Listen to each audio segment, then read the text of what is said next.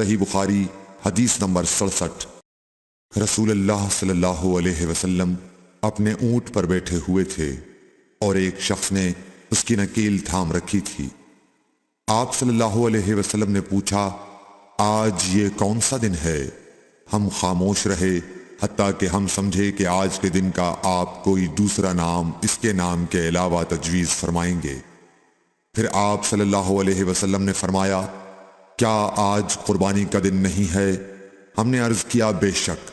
اس کے بعد آپ صلی اللہ علیہ وسلم نے فرمایا، یہ کون سا مہینہ ہے؟ ہم اس پر بھی خاموش رہے اور یہی سمجھے کہ اس مہینے کا بھی آپ اس کے نام کے علاوہ کوئی دوسرا نام تجویز فرمائیں گے۔ پھر آپ صلی اللہ علیہ وسلم نے فرمایا، کیا یہ ذو الحجہ کا مہینہ نہیں ہے؟ ہم نے عرض کیا، بے شک۔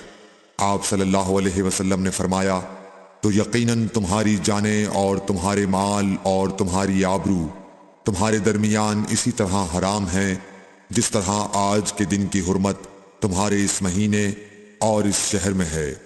پس جو شخص حاضر ہے اسے چاہیے کہ غائب کو یہ بات پہنچا دے، کیونکہ ایسا ممکن ہے کہ جو شخص یہاں موجود ہے وہ ایسے شخص کو یہ خبر پہنچائے جو اس سے زیادہ یاد رکھنے والا ہو۔